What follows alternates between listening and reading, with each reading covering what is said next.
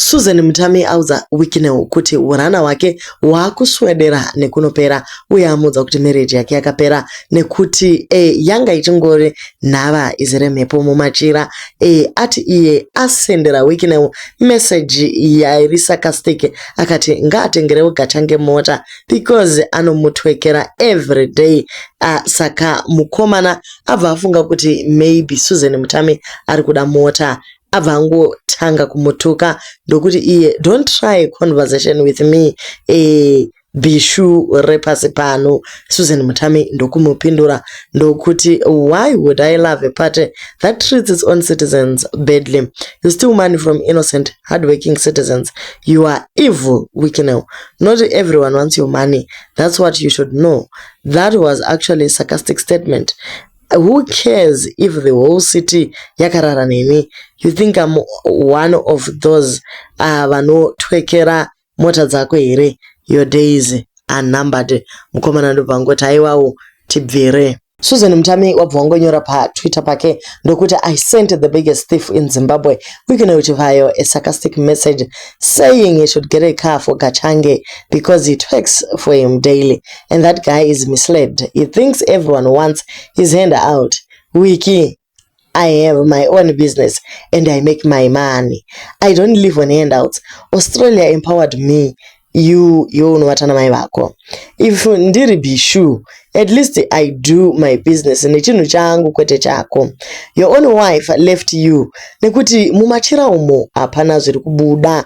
Uri kukonewa kumusatisfya mumachira. Chiro chako chitukutuku. Hear it from me. Your days are numbered in Xi Jinping's voice. Very soon, the roles will be reversed and you will be in jail, just like what you have done to Mike Chimombe and Moses. Do you think Zimbabweans actually love you wholeheartedly? If only you knew what awaits. Even your hired mercenaries want to save you when the time comes. You will be watching. We will be watching from the terraces. I don't give about your money with Fetikuku. You are just a middleman in the scheme of things and a mouthpiece for Idi Mnangagwa, who wants to extend his term unconstitutionally. Zimbabweans are not stupid, to be honest. You think people will sell out their rights because of cars that can be involved in an accident the next day? A depreciating asset? Your way. You will be the sole loser in the end. Diri bishu. Ndaka bishura na baba wako ndikazvara iwewe. Tsambara futa. Sekunzi uhure hazviti vhundutse wangu. Tazvijaira. Find something else to say. Ndo mashoko aSusan Mutami achiudza Wikineu paperera conversation. Wikineu wangoti pfutseki nekuti atoona kuti hapana musikana anoziva zvakawanda. Hanzi iwe uri bishu repasi pano. Vanhu vanotuka veduwe.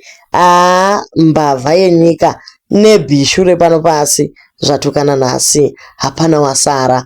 Vamwe vari kuti nai Susan Mutami ane hama here. Susan Mutami akatsika papi.